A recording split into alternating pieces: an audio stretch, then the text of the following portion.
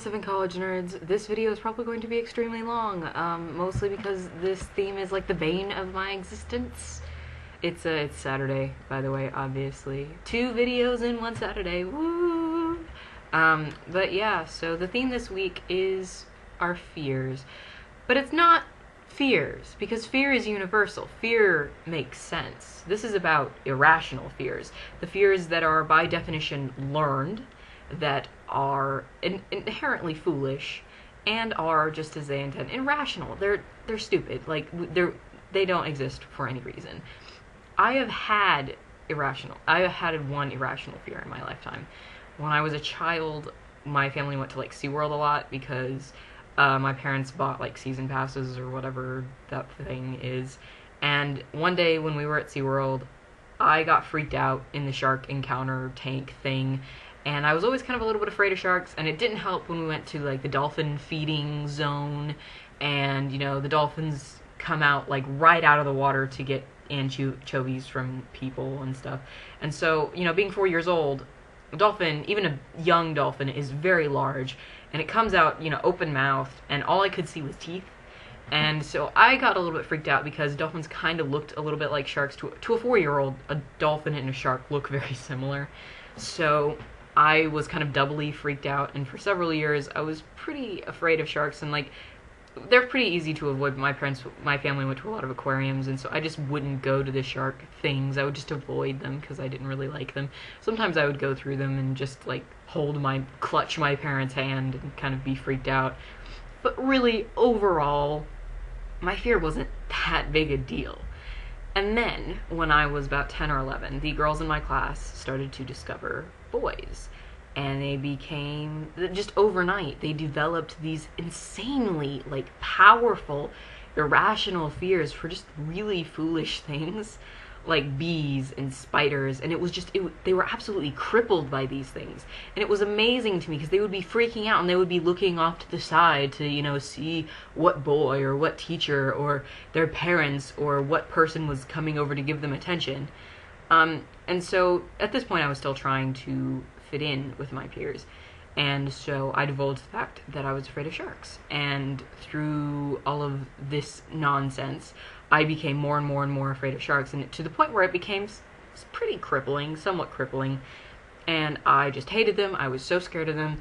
And though my fears were not readily available, people would come out. It got to the point where somebody would show me a picture of a shark and I would freak out.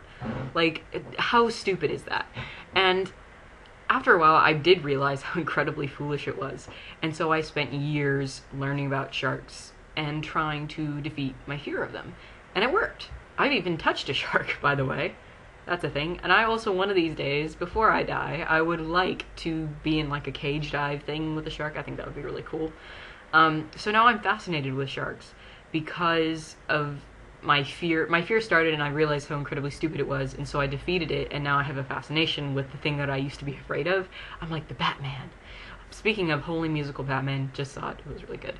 I enjoyed it. Anyway, so it kind of kills me to see these videos that you guys are making of your irrational fears, and like your hair on your shoulders makes you think that spiders are crawling over you. That just sounds so ridiculous to me, because that's in your head. That's not the spider's fault.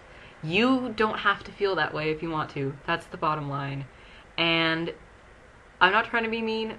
Who am I kidding? I am being mean. But your fear is stupid, and you can defeat it. It may take time. It'll be hard. But you know what? You don't have to feel those feelings.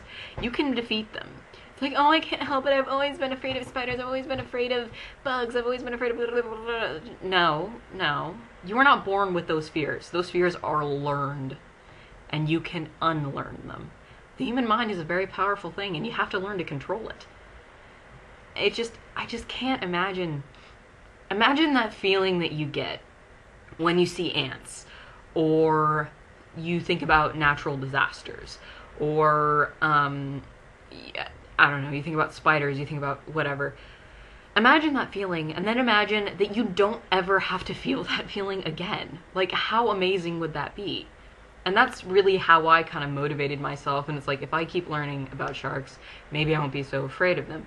and I became not afraid of them because they became suddenly really cool. And like, just like with spiders are freaking cool. Have you just ever sat there and thought about how freaking cool spiders are? And it's kind of the same thing with ants. Did you know an ant can carry like a bajillion times its body weight? I mean, I don't like ants either, but they are very cool from an evolutionary standpoint anyway. But I can't imagine living my life just crippled by something that is so foolish.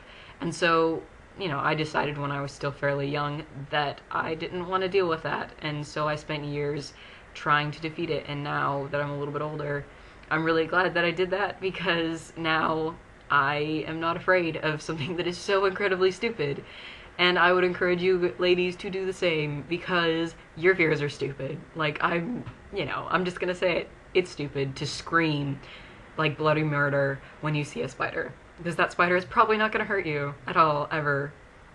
And it also kind of bothers me that people, like, whenever they see spiders or whatever, they, like, instantly kill them.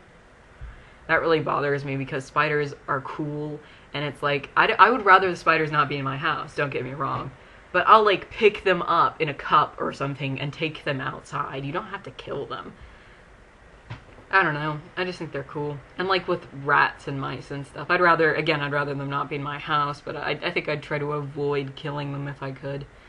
And I've known plenty of people who have pet rats, and they're perfectly fine. It's like, whatever, they're just the stupid fancy rats.